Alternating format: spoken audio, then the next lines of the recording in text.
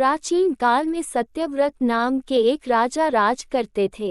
वह प्रतिदिन पूजा पाठ किया करते थे। उनके पास किसी भी चीज की कमी नहीं थी। वह धन दौलत से लेकर हर प्रकार की सुविधा से समृद्ध थे। हालांकि इसके बावजूद भी राजा की एक अभिलाषा थी जिसे वह पूर्ण होने की चाह रखते थे। दरअसल राजा सत्यव्रत को किसी प्रकार से स्वर्गलोक जाने की इच्छा थी। वह अपने जीवन में कम से कम एक बार स्वर्गलोक के सौंदर्य को देखना चाहते थे, लेकिन उन्हें इसका मार्ग नहीं पता था। इधर दूसरी तरफ ऋषि विश्वामित्र अपनी तपस्या के लिए घर से बाहर निकले। चलते चलते वह अपनी कुटिया से काफी आगे चले गए थे। काफी समय बीत गया लेकिन वह नहीं लौटे। इस कारण उनका परिवार भूख और प्यास से तड़प रहा था। राजा सत्यव्रत को जब ये पता चला तो उन्होंने ऋषि विश्वामित्र के परिवार के पालन पोषण की जिम्मेदारी ले ली। कुछ समय बाद जब मुनिवर लौटे तो वे अपने परिवार को कुशल देख काफी प्रसन्न हुए। उन्होंने पूछा कि उनकी अनुपस्थिति में किसने उनकी देखभाल की। इस पर ऋषि के परिवार वालों ने बताया कि राजा ने उनके पालन पोषण की जिम्मेदारी उठाई थी। ये सुनकर ऋषि विश्वामित्र तुरंत राजमहल पहुंचे और राजा से मुलाकात की।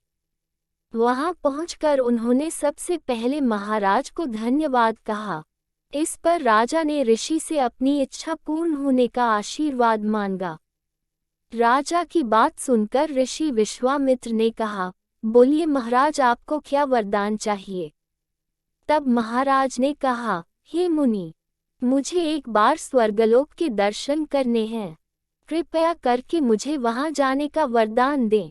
राजा की प्रार्थना सुनकर ऋषि विश्वामित्र ने एक ऐसा रास्ता बताया जो स्वर्गलोक की ओर जाता था। ये देख राजा सत्यव्रत बहुत खुश हुए। वह तुरंत उस रास्ते पर चल पड़े और स्वर्गलोक पहुंच गए। यहाँ पहुँचते ही इंद्रदेव ने उन्हें नीचे धक्का दे दिया, जिसके कारण वो सीधे धरती पर जा गिरे।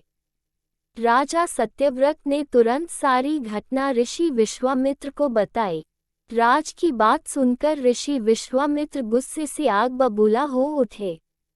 उन्होंने तुरंत सभी देवताओं से इस बारे में बात की और इस समस्या का हल निकाला, जिसके बाद राजा के लिए एक नया स्वर्गलोक बनाया गया। नए स्वर्गलोक को पृथ्वी और देवताओं के स्वर्गलोक के बीचों बीच स्थापित किया गया था, ताकि किसी को परेशानी न हो। नए स्वर्गलोक से राजा सत्यव्रत तो बहुत खुश हुए, लेकिन विश्वामित्र को एक चिंता लगातार सता रही थी। उन्हें डर था कि नया स्वर्गलोक कहीं जोरदार हवा के कारण गिर न पड़े। अगर ऐसा होगा तो राजा सत्यव्रत दोबारा से धरती पर जा गिरेंगे। काफी सोच विचार के बाद ऋषि विश्वामित्र को एक उपाय सूझा। उन्होंने नए स्वर्गलोक के नीचे एक बहुत लंबा खंभा लगा दिया, ताकि उसे सहारा मिल सके। ऐसी मान्यता है कि नए स्वर्गलोक के नीचे लगाया गया खंभा एक विशाल पेड़ के तने के रूप में बदल गया। यही नहीं, कुछ समय पश्चात जब राजा सत्यव्रत की मृत्यु हुई तो उनका सिर एक फल में तब्दील हो गया। तभी से इस खंभे को नारियल का पेड़ कहा जाने लगा, जबकि राजा का सिर नारियल के रूप में जाना गया। यही कारण है कि नारियल का पेड़ इतना लंबा होता है। शिक्षा: इस कहानी से हमें ये सीख मिलती है कि अगर सच्चे मन से किसी की मदद करें तो हमारी हर ख्वाहिश पूरी हो सकती है।